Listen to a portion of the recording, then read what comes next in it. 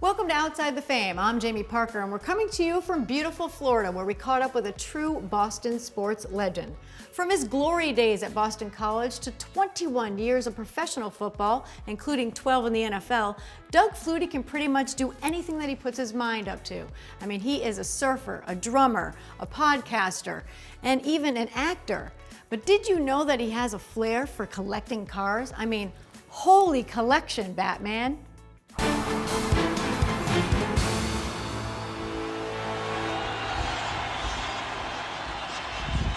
Flutie flushed, throws it down, caught by Boston College. I don't believe it. It's a touchdown. The Eagles win it.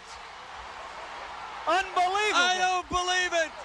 We're coming up on 38 years since the play that put Doug Flutie in the national spotlight, a play that not only led to the Heisman Trophy, but a pro football career that took him from the original USFL to the NFL, to the CFL, and back to the NFL again. His final game came on New Year's Day 2006, when he capped off a 21-year pro career with the NFL's first drop kick since 1941. In his retirement, Doug hasn't slowed down. In fact, he may even be busier now than when he played football. I sat down with him recently in his home in Florida to talk about his life both on and off the gridiron, starting with the miracle in Miami. Take us back to the game that you haven't probably talked about more than 1,000,000 times or so. Well, the cool thing about that now is, you know, I drive back, I roll right, I throw, Gerard catches it, touchdown, all this, and we go. Oh, you nuts. make it sound so nonchalant. For 35 years, you see all this footage and all the interviews with other guys, and you've actually learned more and more about the play over the years. So just before the snap, there was an inadvertent whistle. And I took a second to walk over to Peter Casparello, who's a backside tight end. I said, hey, Pete, go get wide and go long down the backside. I might throw it back there. And so he, instead of blocking like he was supposed to, because they were only rushing three, he released and went. My thoughts were maybe I'll roll right and everybody will drift. And if they drift, I can go backside. Well, I didn't have time. I got out there, didn't have time to look, just threw it for Gerard. Peter comes up to me after the game, or maybe in the locker room, and says, you know, we had a shot. We had a shot. I'm like, yeah. Everybody says they were open. So for 35 years, he's saying this. We did a 35th anniversary of the pass a year ago, and I saw a different camera angle. And he is all by himself. Oh, really? I actually have a picture on my phone So now you're because like, I wait a still shot minute. it. He's all by himself. If I could have had time to put my foot in the ground, I would have turned and looked, and I would have made the throw. Here's the thing. First of all, Peter says he's glad I didn't throw it to him because he would have dropped it. The second part is the ball would have been in the air a long time, and everybody would have been running, and he would have caught it, but would he have scored? Right. So we'll just take it the way it happened. I mean, the way it happened worked out pretty nicely. It really did. I tell you, you know, Nicely. Gerard, and to this day, it's a misty night, and I throw it down there. Two DBs jump up, bump into each other, and the ball goes through. Gerard, he saw it the whole way, backpedaled forward, and then lost it. When they jumped up, it came through, and it handcuffed. It's kind of slid through his belly, down on his thighs, and he kind of caught it on his thighs. And it was a heck of a catch because he had a split second to react to that thing breaking through. Right. Two guys. So we'll give Gerard Phelan a lot of credit. We give Gerard all the credit. All I did was throw it as far as I could.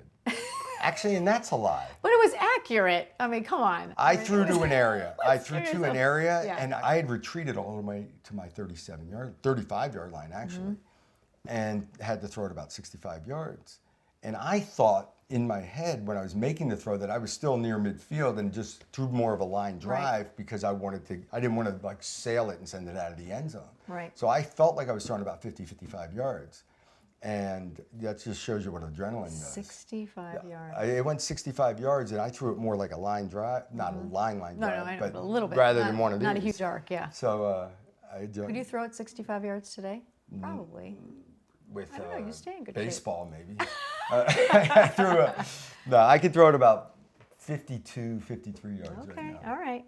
I would say that game not only put Boston College on the map, but also put you on the map. I think what that game did was highlight Boston College and really put us front and center because it's such a In a pro town. Yeah. Yeah. you know, that's the other aspect of all that went on when we were making our run in college, was that Boston is a pro sports town. Yes, it is. And Boston College, even when Matt Ryan was there and they were 7-0 and number 2 in the country, the guys from ESPN come to do the game that night, and it's Doug, this team's number 2 in the country, and I can't find anything written on it. You know, so that's, we had a 4-year window where the attention built and that people were paying attention. We were we were playing games down in Foxborough. We were, all that kind of stuff was starting to happen. And that was just kind of the pinnacle of all of it that really just, you know, blew the lid off it. Are you also so proud of how that game stands the test of time? 37 years, people still say, you know, what's one of the greatest moments in sports history? And that always comes up. You know what amazes me about it is Hail Marys are getting completed more and more. It's happened 1,000 times. But for some reason, that one caught everyone's imagination because it was the underdog versus the big guy. And Miami was a team everyone loved to hate at the time. So beating them, it was a Thanksgiving weekend where it was a national TV audience. All that kind of plays into the longevity of it and why people think of it in the way they do. Stay with us on Outside the Fame. Coming up, we look at Doug Flutie's pro football career, and we'll check out his latest toy. Outside the Fame is brought to you by CNA Stores, a veteran-owned business. He was a teammate of both Steve Grogan and Tom Brady. Doug Flutie's 21-year pro career may have included 2 stops in New England, but it was quite a journey in between the two. 21 years of professional football, like, right? Talk about longevity. We look at Tom Brady. It's few and far between people make it to that long in pro football. They asked Steve Grogan, you know, why is Doug still playing? You know, what's your key? Tell us. Because he's still trying to prove everybody wrong. And I think that's the motivation. You know, Tom always had that chip on his shoulder about being drafted low. I was lucky to get a Division I offer. I was too small for college, and I was too small to be a quarterback in college. And I never would. For me, it was always get through this year, get to next year, get to another year. And I think I lost, well, I didn't lose 8. I had the time of my life playing 8 years in Canada, and it rekindled my career and got me going again in the NFL. So I'd never change that.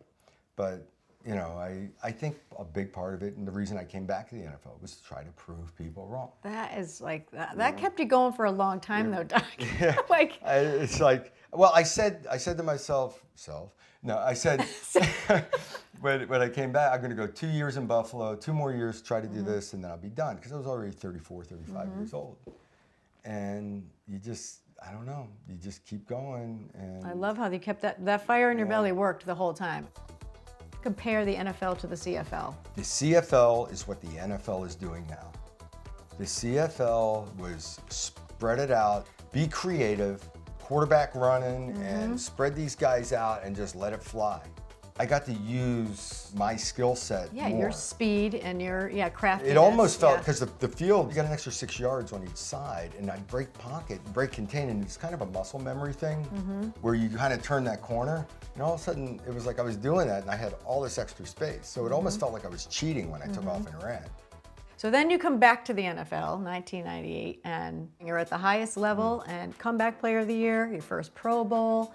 Like, tell me about that year when you came back. That was exciting. I mean, I got into camp and I was told I'd have an opportunity to compete for the job, but it was obvious they had signed Rob for a lot more money and they were bringing Rob Johnson to be the starter.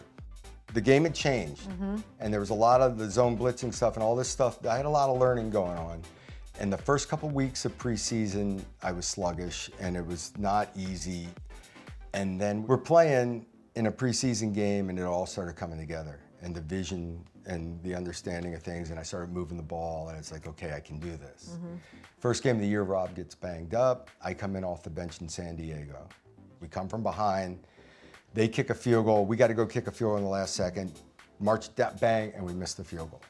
And we lose the game. But that was the day that was like, okay, this is going to work out. This is going to work out. I got this. All right, we'll move forward to 2005 for your second stint with the Patriots. And obviously what everyone wants to talk about is that historic, very cool drop kick. I mean, just amazing. That was just so cool. Tell me how it materialized. Well, as a kid, I learned to drop kick messing around. And Chris Berman had seen me do it. He went to Belichick, told Belichick about it. Belichick came to me, and I'm like, I know how to do it. He goes, well, I'll work on it. We're going to practice it tomorrow. We had talked about doing it against the Jets on a Monday night, and he put me in the game at quarterback. We were up and started to drive the ball, and he wanted to do it as a field goal, but we didn't get close enough. Drive stalled out, and we didn't do it. So we forgot about it for a week or two. And I just happened to be standing near Bill. And Castle was playing. He's in the middle of a play, and Bill sees me. He goes, we score here, you kick it. He didn't even finish his sentence, and we were in the end zone. I go, are you serious? Now, I'm 43 years old. I've been standing on the sideline for 3.5 hours. I'm cold. It's 20-something degrees. Rip the jacket off, go out, and they ended up calling a timeout. And I'm like, okay, thank God. That's good, It served a purpose. We're not going to do this. And the whole bench, Belichick, Brady, Brewski, they're all like waving me back out, like, stay out there, we're doing this. Oh my gosh. So I get in the huddle, and we go and we do it, and I hit it, and it goes through. And there you go, calling it a career with that. It's a cool way to have a bookend moment. Like, I think of the Hail Mary and the drop kick as bookend moments of the 21-year career. And it's nice to have those moments that people will remember. Now we're going to get to really like the reason I'm here, and a lot of us want to see this, is you love cars. So rather than being a car collector or a guy that's like in it to make money at it, I don't get rid of my old cars, and I always have some kind of unique car that I like. That would include the Batmobile.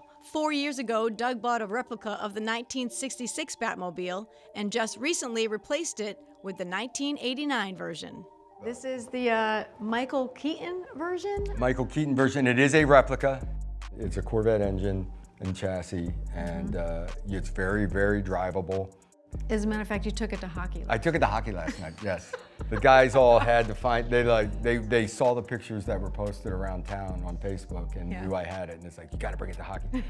So I had my hockey equipment in the passenger seat, and the sticks, Now, when was your fascination, when did it first start? I was never a comic book geek, and I wasn't a Batman. I liked the Batman show through the 60s and 70s. I watched it a lot, the old the Adam West version. And I loved the Batmobile. It was more about the Batmobile than it was the show and all that.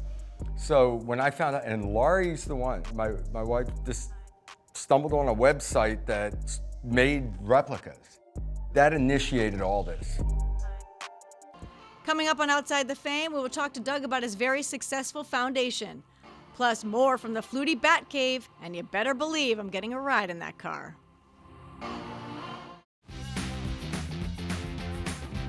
We're going to move on to the Doug Flutie Foundation, which started in 1998? 98. 98, so that comeback Pro Bowl year. Wow, you had a lot going on that year. That was a big year. Jim Kelly and I had always known, since USFL days, known each other.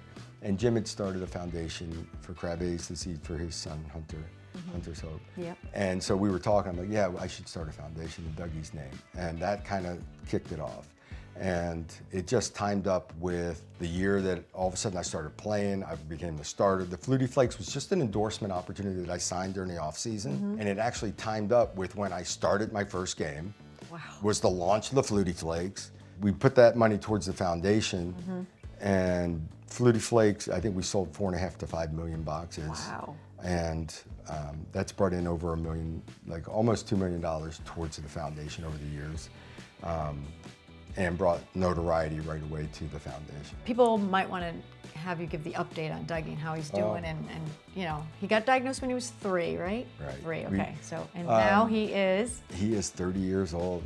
Wow. Dougie, it's unbelievable to think that. His awareness level, I mean, it's year after year's awareness level. I mean, when he first got diagnosed, he just assumed trip over something before seeing it and picking it up. And now, a perfect example is, you know, the other day he walks into the garage. I got a new car in the garage. He goes right to it, loves it, climbs in, he's grabbing the steering wheel. His awareness. If you don't know Dougie and you just you would be in the room with him, you don't think he's listening to anything you're saying. He doesn't understand. If you're talking about him from across the room, he starts like, lighting up. He knows what.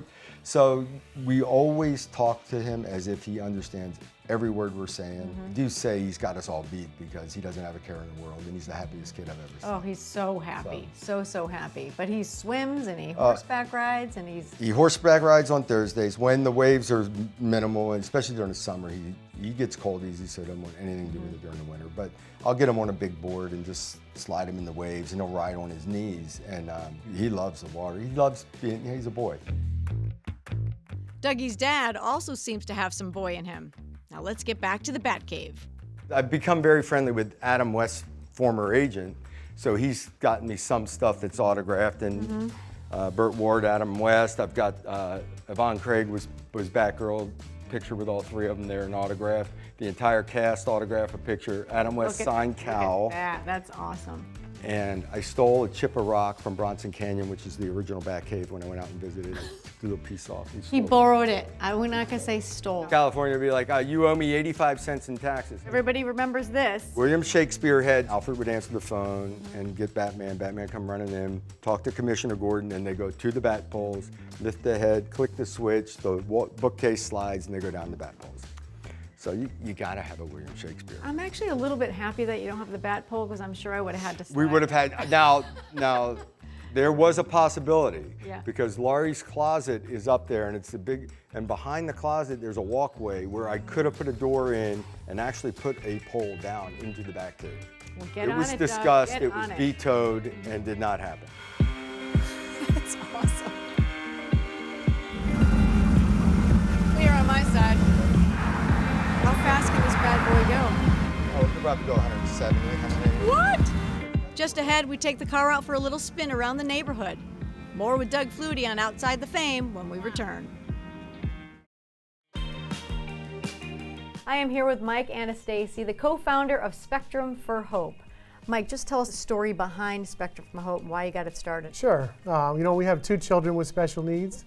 Our son Michael's diagnosed with autism, and our daughter Jenna's diagnosed with Pitt-Hopkins syndrome. So when we were, when they were younger, we were very private about their diagnoses and didn't really share a lot of information. But as we got into a better position, we always knew we wanted to help other families more and raise more awareness, but we just weren't really in a life position to do that. So Jenna got a diagnosis in 2012. And that a definitive diagnosis, and that was really the beginning of us sort of launching the foundation. Our foundation helps families with multiple children with special needs all across New England. What are the ages of your children?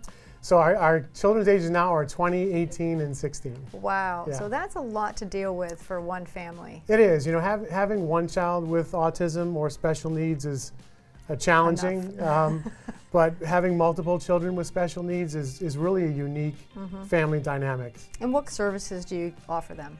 Yeah, so the needs range anywhere from therapy, iPads, technological support, advocacy support, so just really ranges on what the family needs. And you guys developed a partnership with the Doug Flutie Foundation, which has been around for a while. Yeah, those guys are fantastic. What a great group of people, a class organization. And it was really a no-brainer for both sides to join forces. We're able to help more families together than separately. There's a lot of partnerships that have come to the Doug. I mean, it's so well established. You guys really have a great platform where other companies, so Spectrum of Music, you guys did something at Disney with them this year. So some of these kids who are autistic really kind of have a flair for music. It's really been cool that we've giving a platform to a couple of young kids with autism that have just blossomed, and they have an opportunity to get out there. Just talk about overall impact of the families over the years that you guys have had. I mean, from 1998, like thousands and thousands of families that you guys have impacted with this. When we started this out, I thought we were going to be just a small-time thing in the Boston area and try to help some local families. I thought our #1 contribution would be we brought awareness to it now. I used my name, and we've brought awareness, and a lot more people are going to jump on the bandwagon. Other foundations have popped up. A lot more kids are getting helped. And now we're fundraising better than ever and helping more and more families, and you see the responses you get. But the day I went down to Access Sports America and I saw the work they did, and you got Dougie on a windsurfer and going across the lake, doing things that I never could have imagined, and you realize that Dougie is making this impact on thousands of families around the country. Yep, they see they can do it, and right? it's him. It's like, this is Dougie's legacy. This is what, you know, he's making all these people run marathons, carrying these Dougie heads all over the country. And they're doing it for Dougie. One other thing, all these beautiful trophies, all these great accomplishments you've done over the years, this year there's a newest addition into the Flutie clan. And everything else in life becomes irrelevant. I'm going to tell you right now, your emotional gene's going to start going. Because Doug is now a grandfather. New grandfather, 1 month old. So just tell us about the baby. Well, first of Grandpa? all, yeah, it was a minor miracle That's that this. actually fun to say. I know, Grandpa. That's a funny way to say Batman.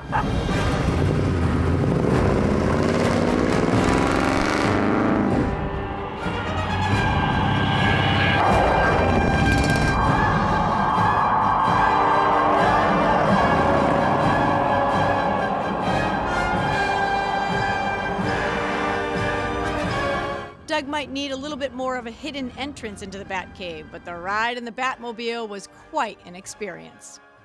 Well, I just want to thank you so much for allowing me to share the day with you and check out all your accomplishments, give everybody a little smidgen into what Doug Flutie is all about and what kind of passions you have. You know, that's me in a nutshell. I'm just having fun. If it's not fun, I won't be doing it. And that's whether it's surfing, baseball, cars, hockey, you name it.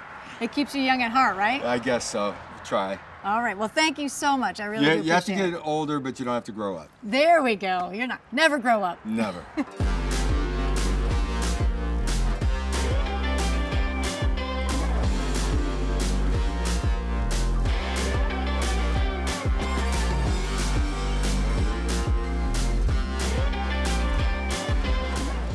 Outside the Fame is brought to you by CNA Stores, a veteran-owned business.